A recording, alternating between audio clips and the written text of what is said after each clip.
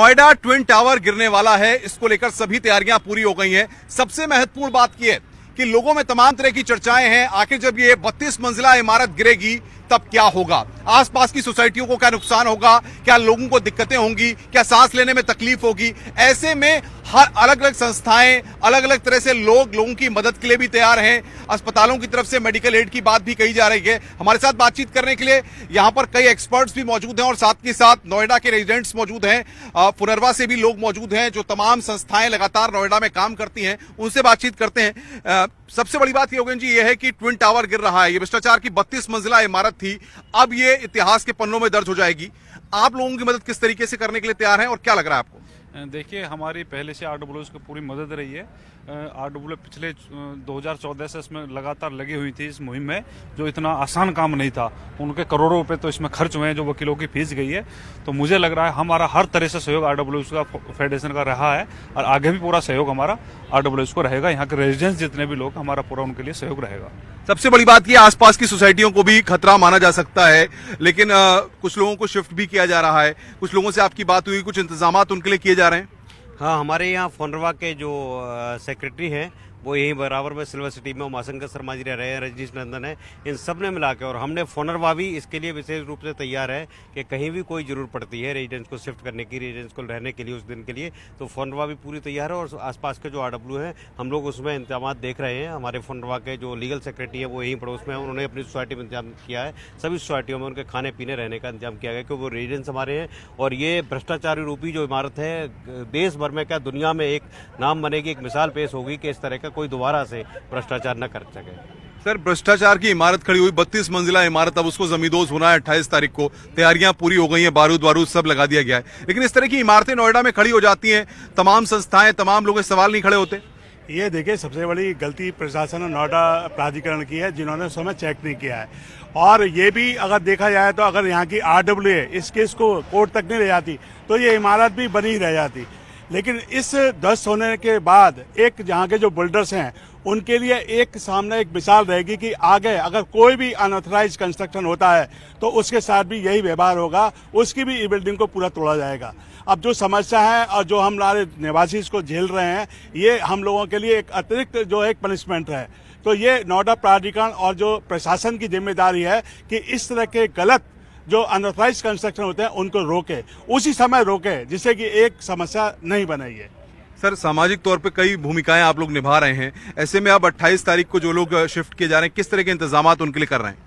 इसके लिए यहाँ पे हमारे जो निवासी रहते हैं उनके लिए जितने भी एसोसिएशंस हैं, उन्होंने अपने घरों में भी लोगों से कहा है कि जो लोग रहना चाहते हैं वो पूरे दिन वहाँ पे रहेंगे, उन्हें खाने की व्यवस्था, रहने की व्यवस्था सब करी गई है।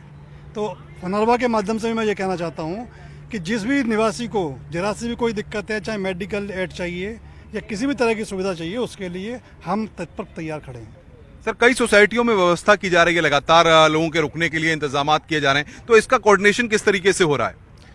जो इस तरह का कोऑर्डिनेशन एक कमेटी बनाई गई है, जिसमें उमाशंकर जी, जैसे भी बताया, उमाशंकर जी हैं, राजीव नंदन जी हैं, हमारे फोनरवा के जो मेंबर हैं, और फोनरवा के अध्यक्ष और महासचिव जो हैं वो इसकी निगरानी पूरी तरीके से कर रहे हैं। और डे टू डे उनसे बात भी की जाती है और उनको जो भी किसी तरीके की भी हेल्प चाहिए वो उनको प्रोवाइड करवाई जाएगी। पार्किंग से भी पार्किंग से लेकर भी यहाँ के कुछ समस्याएं थी, तो कल हमने डीसीपी के साथ, यहाँ के जो आरडब्ल्यूएस के, उनके साथ एक मीटिंग हमने रखवाई थी। तो उसमें गाड़ियाँ वो यहाँ के लोग कहाँ पे खड़ी करेंगे, तो बराबर में सिल्वर सिटी है, तो सोसाइटी है, कुछ गाड़ियाँ वहाँ पे हम चाह रहे आपस में बातचीत करके कुछ गाड़ी वहाँ पे खड़ी हो जाए, कुछ रोडों पे। तो इस तरह की व्यवस्था है, जहाँ भी जिस हिसाब से हमारे सामने चुनौती होगी उसी चुनौती के रूप में हम समस्या का समाधान हम करेंगे। बताया जा रहा है कि जब ये बिल्डिंग गिरती है, इससे पहले भी हम देख चुके हैं कई देशों में, जब इस तरह की बिल्डिंग गिरी है तो उसके आफ्टर इफेक्ट्स बहुत आते हैं। आप क्योंकि कंस्ट्रक्शन लाइन से जुड़े हुए हैं, का लंबा अनुभव भी है, क्या आपको लगता है कि जब इस तरह की इमारतें 32 मंजिला गिरेंगी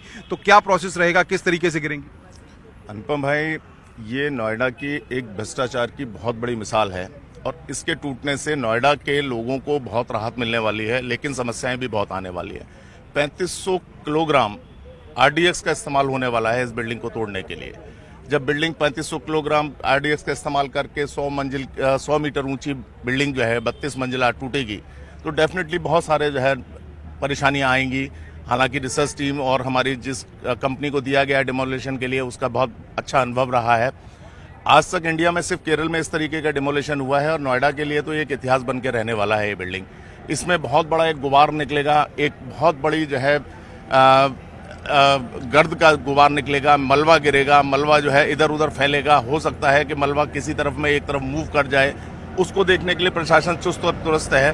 कंपनी भी अपनी तरफ से पूरा काम कर रही है। उसके बाजू में पुराने टावर्स लगे हुए हैं जिनके लोगों को, रेजिडेंट्स को यहाँ से हटाया जा रहा है, पार्किंग्स खाली कराई जा रही है। एक तरीके से मानिए कि नो मैंस लैंड होगा ये, जिस एरिया में कोई भी आदमी हो नहीं सकता, क्योंकि इतना बड़ा गुबार हमने कभी नहीं देखा और ये एक ऐतिहासिक पल होगा नोएडा के लिए और इसके लिए बहुत मुश्किल है और वक्त ही बताएगा कि किस तरीके से और क्या चीजें होंगी। लेकिन दुश्वारियां बहुत होने वाली हैं। इस मलबे को निस्तांतरण करना बहुत मुश्किल काम है। हालांकि नोएडा अथॉरिटी के प्रशासनिक अधिकारी इसमें लगे हुए हैं। करीबन बताया जा रहा है 6000 किलो 60,000 टन मलबा निकलेगा, जिसमें 4000 टन जो है सरिया होगा, लोहा होगा। अब इतना बड़ा मलबा गिरेगा, उठेगा, जाएगा, कहाँ जाएगा, कैसे होगा, ये अपने आप में एक बहुत बड़ा प्रश्नवाचक चिन्ह है और इसके असली जवाब तो हमारे को डिमोलिशन के बाद ही मिलेंगे। लेकिन परेशानियां बहुत होने वाली हैं। आजू बाजू के रेजिडेंट्स को जो है जीना मुहाल हो जाएगा और उनके लिए दिक्कतें होंगी।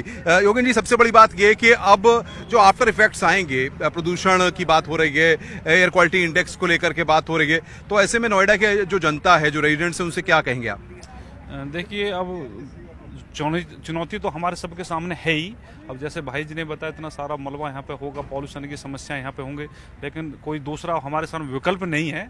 जो भी चुनौतियाँ आएंगी उनको स्वीकार करेंगे, आगे बढ़ेंगे। तो मेरा तो यही है कि अब शासन प्रशासन थोड़ा सा इसके साथ और दुरुस्त देख के इसकी व्यवस्थाओं को करे। क्या कुछ अस्पतालों से भी संपर्क किया गया है? क्या जो लोग उनकी तबीयत खराब है, ओल्ड एज है, उनके लिए, छोटे छोटे बच्चों के लिए?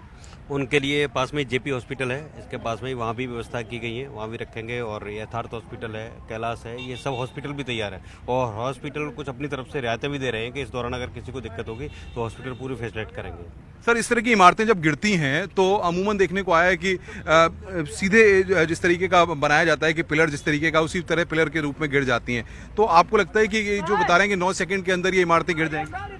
जनरली जो होता है, इमारतें इस तरीके से तैयार, इसका डिमोलिशन जो है, डेमोन्स्ट्रेशन इस तरीके तैयार किया जाता है कि बिल्डिंग नीचे की तरफ ध्वस्त हो। लेकिन ये चीजें जो हमने आरडीएक्स लगाया है, जो बारूद लगाया है, वो उस समय में किस तरीके से रिएक्ट करेगा उसके ऊपर डिपेंड करता है। हो सकता है मीनार जो है दूसरी तरफ भी किसी तरफ झुक जाए, या एक्सप्रेस हाईवे की तरफ झुक जाए, या दूसरे टावर की तरफ झुक जाए, ये जरूरी नहीं है। हालांकि उसकी पूरी तैयारी है कि ये नीचे आएगा, लेकिन ये एक प्रयोग है और प्रयोग कभी कभी सफल और असफल दोनों तरीके से होते हैं। तो ये नोएडा के लोग हैं, अलग अलग एसोसिएशन से जुड़े हुए लोग हैं, जो बता रहे हैं कि यहाँ पर इन्होंने पूरी तैयारी कर ली है और ये 32 मंजिला इमारत जब जमींदोज होगी तो उसको लेकर के लोगों के लिए सदैव तत्पर हैं। कैमरामैन विपिन राय के साथ Anupam Mishra, News 18, twin tower, Noida.